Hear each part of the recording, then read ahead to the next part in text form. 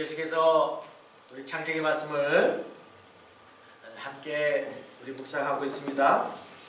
이 창세기의 기사를 보게 되면은 이 모든 것은 우리들의 관점에 의해서 쓰여진 것입니다. 만약에 이 세상을 창조하신 하나님의 시각에 의하여 창세기 기사를 썼다면은 그것을 이해할 사람은 아무도 없을 것입니다. 이 창세기에 나오는 이 기사는 보게 되면 매우 뛰어난 하나님의 작품을 인간적인 관점에서 쓰였기 때문에 아주 세세해요. 그 문장은 간결하지만 어떠한 문학가와 역사가와 철학가와 과학자가 있을지라도 이처럼 창세기 기사를 완벽하게 소화할 수 없을 것입니다. 그렇기 때문에 오늘 이 본문에 나오는 말씀은 한 단어 한 단어가 그냥 지나갈 그런 말씀이 아닙니다. 그 안에 속에서는 매우 의미가 강대하게 포괄적으로 포함되어 있습니다. 그런데 이 창세기 기사에서 좀 이렇게 한 가지 문제점이 있습니다. 아무리 우리의 관점 속에서 썼다 할지라도 피조물의 입장에서 창조주 하나님에 대한 인식을 제대로 할 수 없다는 것이 문제점입니다. 그만큼 이 피조물과 또 창조주와의 관계 속에서 격차가 어마어마하기 때문에 아무리 수준을 낮추고 피조물의 입장 속에서 이 기사를 썼다 할지라도 그 하나님의 오묘하고 진리에 대한 말씀을 다 이해할 수 없다는 것이죠. 이 부분에 대해서 설명하기 위해서 제가 서론 부분에 한 가지 예를 들어보겠습니다. 좀 신뢰되는 말씀이 있기 때문에 여러분에게 먼저 양해를 구합니다. 어느 날 여름날에 하루살이와 매미와 잠자리가 하늘 창공에서 힘차게 날면서 함께 놀고 있었습니다. 그러다가 태양빛이 서서히 서상해지는 이제 일몰 시간이 다가오기 시작을 했습니다. 그때 잠자리 엄마가 불렀습니다. 야, 자돌아 자순아, 저녁 돼서니까 일찍 집에 들어와서 밥을 먹어 라고 잠자리 엄마가 자돌이 자순이를 불렀죠. 그 소리에 잠자리는 뒤도 안 돌아보고 집으로 돌아갔습니다. 근데 얼마 있지 않아서 매미 엄마도 메돌이 메순이를 불렀어요. 매미는 하루살이에게 인사를 했습니다. 야, 하루살이야, 우리 엄마가 불러. 내일 다시 이 장소에서 만나서 우리 놀자. 그 말에 이 하루살이는 어안이 건방이에요. 도대체 매미가 한 말을 알아들을 수가 없어요. 내일? 분명히 내일이라 그랬지. 하루살이는 이 내일이라는 단어가 쉽사리 자기 마음에 와닿지 않기 때문에 다 떠나 한적한 곳에서 이제 자기 어머니가 있는, 엄마가 있는 곳에 날갯짓을 하며 달려가서 엄마에게 허겁지겁 물었습니다. 엄마, 내 친구 매미가 집에 가면서 내일 다시 만나자고 하는데 내일이 뭐야? 그 얘기를 전해들은 하루살이 엄마는 얘야, 우리들에게는 내일이 없단다. 오늘 하루만 살다가 죽는 하루살이에 불과하다. 하루살이의 생을, 하루만 살면서 생을 마감하는 하루살이는 매미의 마음을 모를 수밖에 없습니다. 아니, 어떻게 하루만 살고 있는 곤충이 7년을 준비하면서 태어난 매미의 일생에 대해서 헤아릴 수가 있겠습니까? 하루살이 입장 속에서는 도저히 상상할 수 없는 날수들이죠. 도대체가 하루만 살다가 없어질 하루살이가 61,320시간을 헤아릴 수 없는 것은 지극히 당연한 것입니다. 그런데 하루살이와 7년 된 매미와의 격차가 어마어마한 것 이상만큼이나 우리와 하나님은 비교 불가합니다. 우리는 제한적인 삶을 살고 있습니다. 잘났던 못났던 여자이든 남자이든지 간에 동양인이든지 서양인이든 간에 우리는 일정한 공간에서 제한을 받아요. 하지만 하나님은 달라요. 시공이 없어요. 격차가 없어요.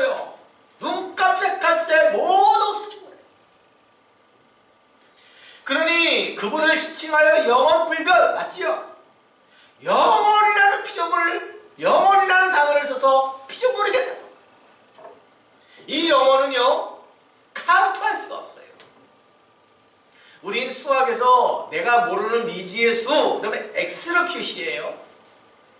그 x에게는 플러스가 있고 마이너스가 있어요. x의 방향으로 가다가 보게 되면 왠지 모르게 거저오는 거예요. 이 공간이 또 있어요. y죠, y. x와 y를 두고 그 공간 속에서 벌어지는 모든 것을 우리는 수없는 수학 방정식으로 통하여 그것을 다 풀어냈죠. 그런데 아차 싶은 것이 있는데 우리가 알지 못하는 x와 y수 그 너머에 우리가 도저히 깨닫지 못한 무한대수가 있어요. 무한대수가. 미지의 세계 속에서 펼쳐지는 숫자는 아무리 파악을 하려야 할 수가 없는 것을 지칭하여 무한대라고 표시하여 그것은 감히 우리가 그 가까이에 가지도 못하는 것이죠. 그렇기 때문에 하나님은 영원부터 계셨다가 영원까지 흘러가는 것이 하나님의 시간대예요. 그 영원에서 영원으로 흘러가는 사이에 잠시 공간과 환경 속에서 제약을 받는 이 우리의 피조물에게 잠깐 나타나서 비치는 그 비춰주는 그 나타나는 그 무엇인가 있기를 위해서 하나님께서 우리에게 스스로 현현 즉 나타내 주시기를 원하셨습니다. 그것이 바로 오늘 3절에 있는 말씀입니다. 3절 하나님이 이르시되 빛이 있으라 하시니 빛이 있었고 온갖 어둠에 덮여있는 아무것도 파악이 안 되는 이와 같은 시점 속에 이 세상에 빛으로 오셨어요.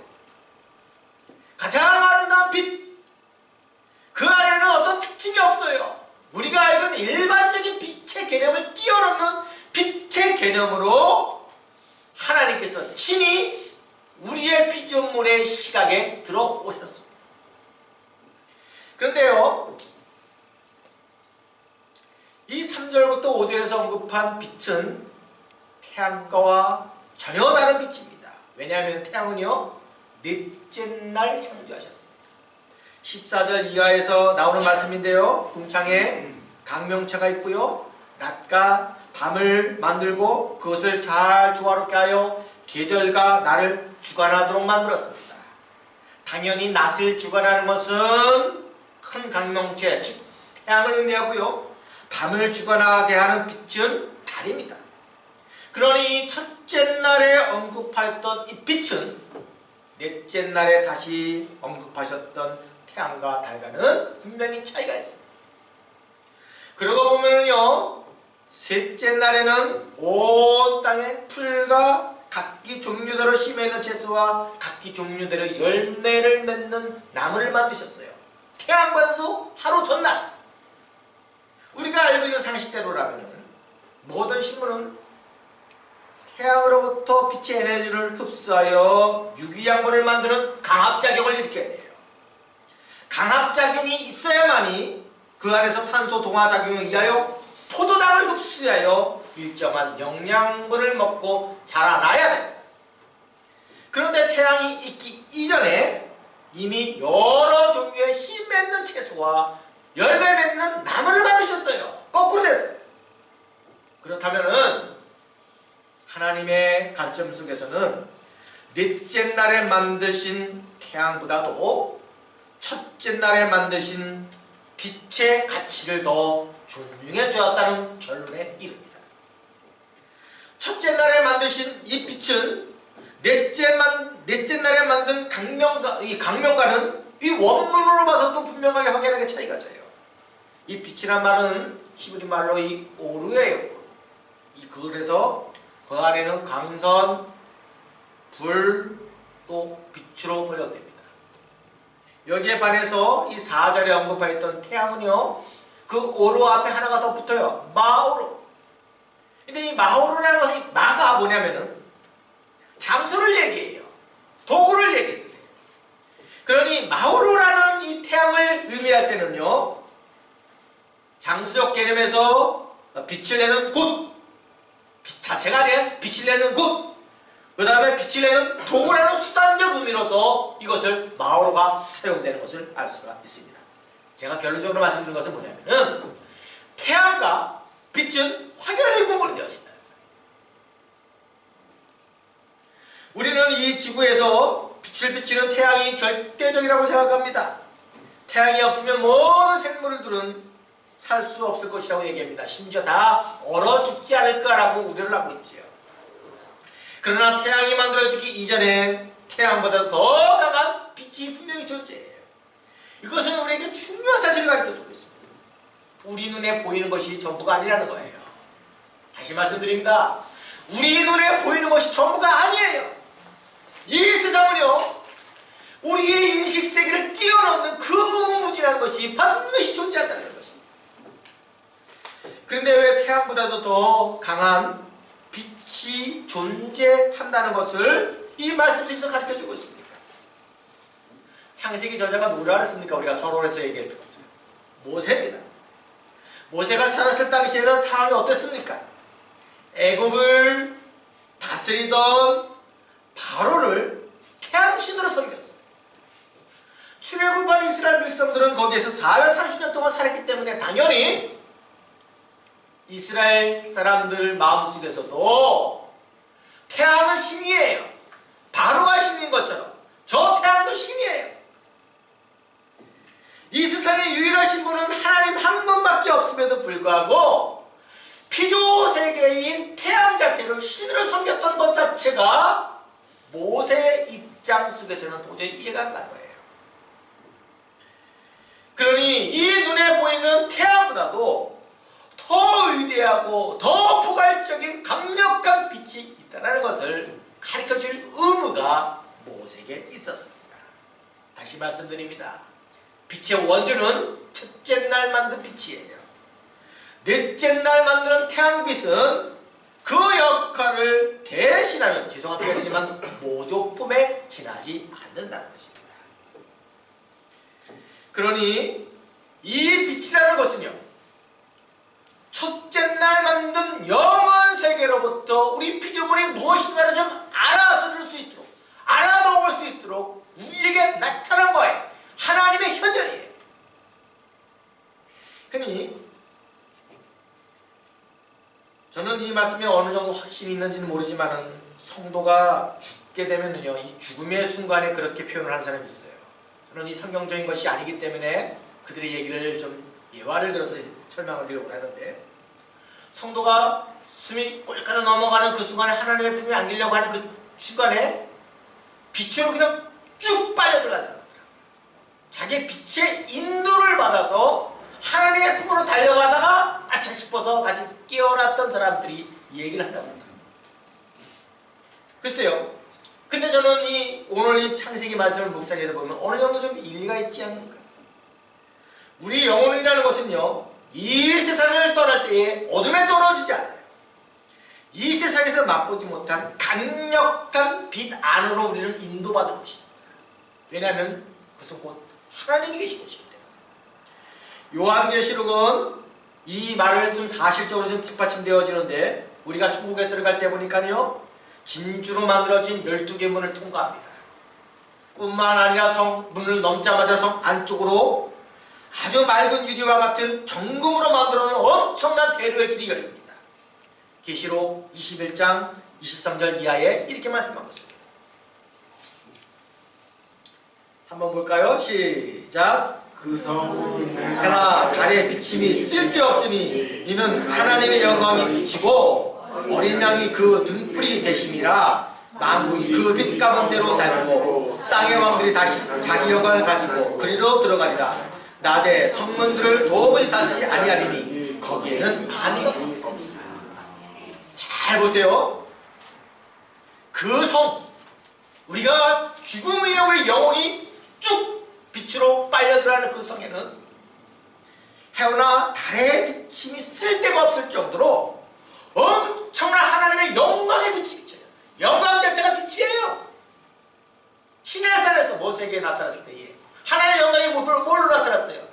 빛이에요. 빛에 영광 자체가 빛이란 눈이 부셔서 빛 자체예요. 더구나 어린 양이 그 등불 내시라 했습니다. 다 빛이에요. 다 불이에요. 그래서 여기는 해나 달과 비침이 쓸데없음에도 불구하고 여호와의 영광 그 자체 빛, 특별히 어린 양 예수 그리스도 그 자체가 등불이 되어서 우리를 그 빛 가운데 있는 거예요. 그러니 우리 영혼이 쭉 빨려 들어갈 때는 하나님의 영원하신 그 빛 안에 우리가 함께 사로잡혀 들어가는 거예요.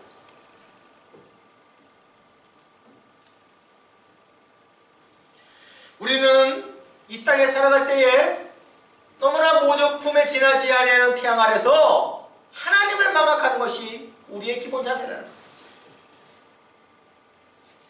우리는 언젠가 하나님의 품에 앉을 때에 이 세상에서 모조품에 지나지 아니하는 태양 그 너머에 있는 그 우리의 하루살이 인생에서 내미를 생각지도 못할 정도의 엄청난 빛이 우리를 휘감을 거예요. 그래서 사도 바울은 에베소서 5장 8절에 이처럼 말씀하고 있습니다. 너희가 전에는 어둠이더니 이제는 주 안에서 빛이라 빛의 자녀들처럼 행하라. 물론 그 당시에 나타났던 그 말씀을 사도 바울은 그 입장에서 썼지만은 저는 우리에게 중요한 것은 우리는 빛이에요. 빛의 자녀예요. 빛의 자녀예요. 제 아무리 태양빛 밑에 아래 살고 있지만은 여전히 어둠 속에 머물 수밖에 없는 이와 같은 현실 세계를 벗어나게 되면은 우리 전혀 새로운 빛의 자녀로 바뀌는 것입니다. 하나님은요, 오늘 본문의 말씀 보게 되면 첫째 날에 두 가지 일을 하셨어요. 먼저 빛과 어둠을 만드셨습니다. 그리고 그 빛과 어둠이 서로 섞이지 못하도록 분명한 경계를 정하셨어요. 우리는 왜 빛과 어둠을 만드셨고 또 서로 구분되어 지도록 만드셨는지에 대해서는 잘 알지 못합니다. 그러나 분명한 것은 만약에 빛만 있다면은 그 빛의 가치를 잘 모를 거예요. 빛의 가치를 알려면은 어둠이라는 어떤 백그라운드가 있을 때 그 빛의 가치가 더 돋보일 수밖에 없다는 것이죠. 그죠? 또한 빛과 어둠의 경계를 만들어 놓지 않게 되면은요, 이 악한 어둠이 빛을 자꾸 침범해요. 이 악이 선을 잡아먹죠. 그러니 낮과 밤을 통하여 낮은 빛을 주관하게 만들고 밤은 어둠을 주관하게 만들어서 서로 경계선을 만들어 놨어요. 보호하는 거죠. 일종의 성도를 향한 하나님의 보호의 장치입니다.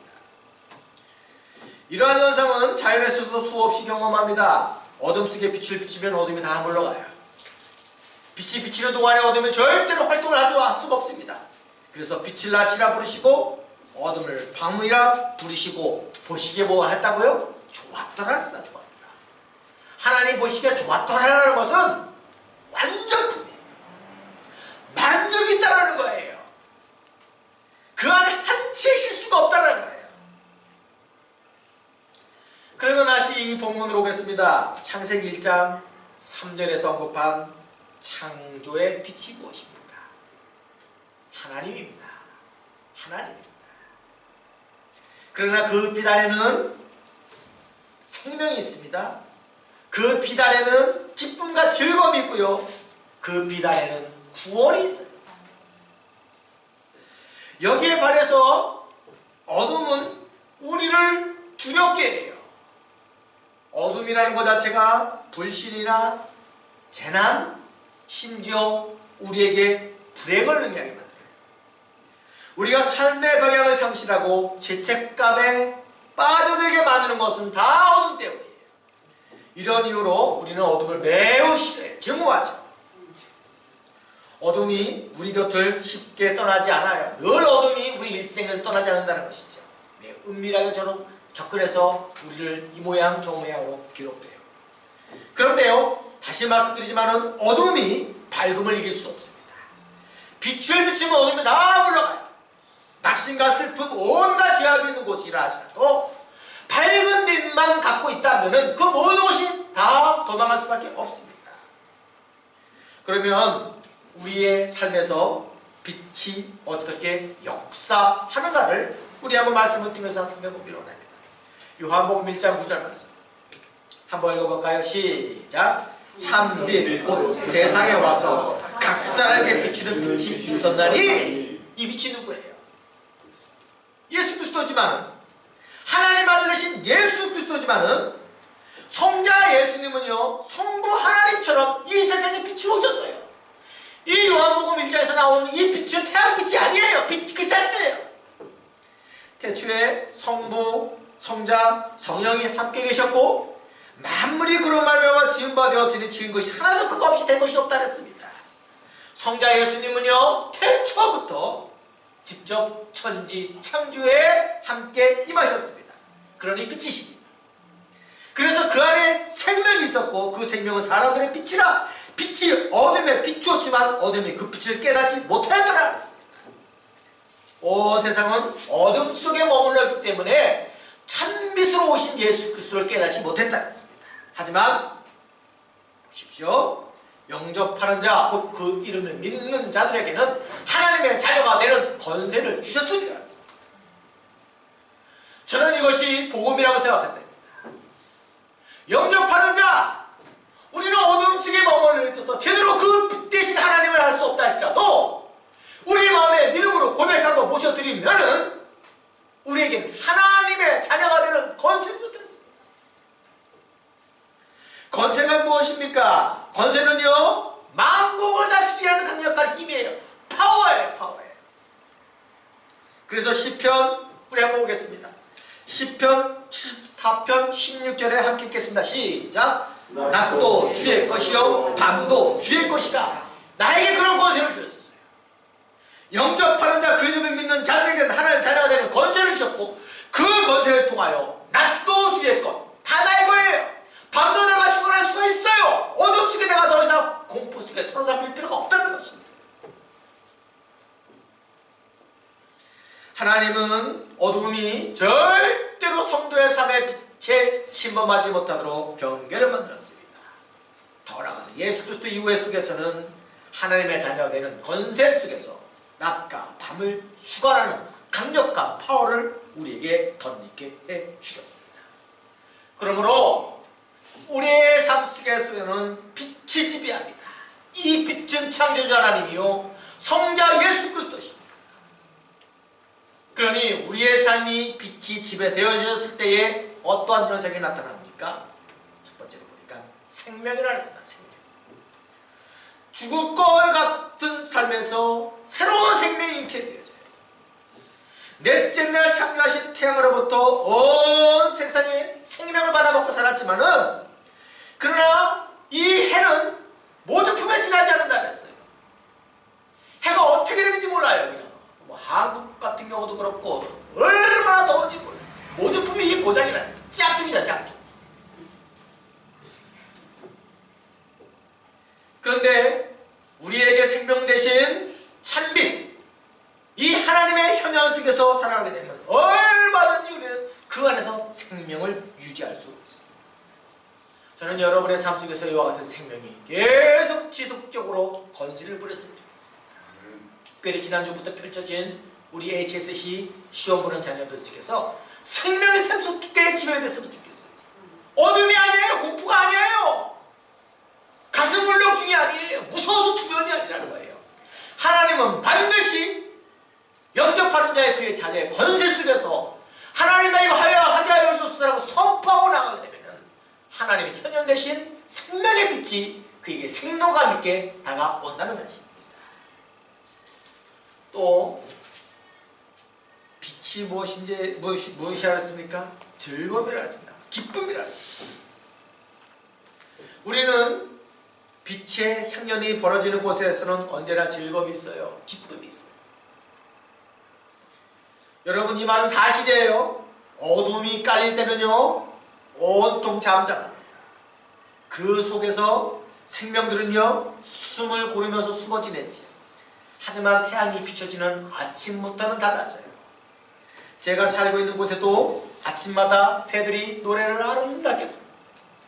그 소리가 얼마나 아름다운지 청명한 하루를 시작할 때마다 기분이 들떠 있습니다.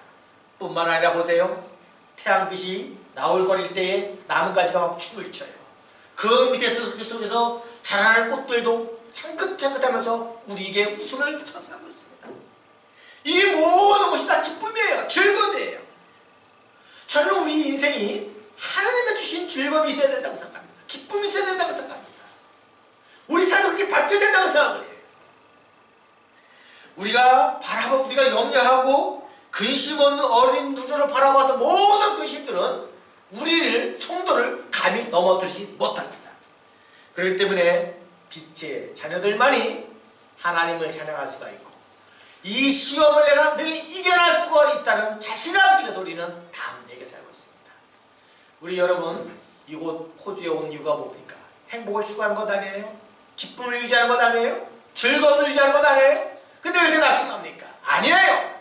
다시 빛의 자녀 안에 속에서 하나님의 현존 속에서 그 빛을 풍성히 누림으로 말미암아 즐거움과 기쁨을 빼앗기지 않는 그런 믿음의 삶을 살아갈 수 있는 여러분 되시기 주님으로 축원합니다. 마지막 한 번. 저는 이것 못지않게 중요한 것인데 빛이 뭐라 그랬습니까? 구원이라 그랬습니다. 야고보서 5장 20절에 보게 되면은 그의 영혼을 사망에서 구원할 것이며 허다한 죄를 덮을 것입니다. 그의 영혼을 사망에서 구원할 것이며 허다한 죄를 덮을 것입니다. 구원은 우리의 영혼을 사망에서 다시 살려내는 거예요. 원상복귀하는 거예요. 빛의 자녀로 원상복귀하는 거예요. 다시 말씀을 정리합니다. 하나님은 영원부터 영원까지 계시래요. 아무도 알아보지 못한 곳에 인간의 수준에 의하여 나타나신 것이 빛이 아니었습니다. 빛이 비추는 동안에 우리는 영혼의 자유함을 누려요. 그러나 이것은 이 땅에 있는 순간적이지만 언젠가 우리는 요한계시록의 말씀처럼 그 빛의 성문을 통과하여 영원한 빛이 되신 해와 달의 빛이 비치는 아닌 하나님의 비치는 그 빛 안에 우리는 들어갈 거예요. 그러니 이 말씀이 진리죠. 영혼을 사망에서 구원하죠. 우리의 모든 죄를 덮어버리는 그 구원의 기쁨이 우리 일생에서 기다려야 되는 거예요. 우리는 이 땅뿐만 아니라 언젠가는 저 영원한 천국에서 다시 만날 거예요. 빛의 문을 통과할 거예요. 빛이신 하나님을 나갈 거예요. 그러면 우리의 모든 죄악은 기억나지 않을 것이고 우리의 부족한 신체와 우리의 모든 판단과 우리의 온갖 모든 것이 다 무너졌던 것이 회복되는 그날이 있을 거예요. 이것이 신앙이고 우리에게 최후의 승리가 안기는 그날이 있다는 확신 속에서 우리는 이 땅에서 당당하게 살아가야 합니다. 말씀 맺습니다. 사랑하는 성도 여러분, 창세기 1장 속에서 있었던 이 모든 것은 단순히 창세 기사만 기록한 것이 아닙니다. 오늘날 우리에게 들려주고자 원하는 모조품에 지나지 않는 태양빛 아래서 살아가는 백성들, 너희는 참빛 곧 하나님의 직접 현현한 그 모습 속에서 참된 신앙을 갖고 이 땅에서 어떻게 살아갈 방향을 제시하고 있습니다. 이번 한 주 동안도 여러분의 삶 속에서 생명이 있는, 즐거움과 기쁨이 있는, 구원을 맛볼 수 있는 담대한 신앙 속에서 승리할 수 있는 귀한 성도가 되어지길 주님으로 축원합니다. 아멘.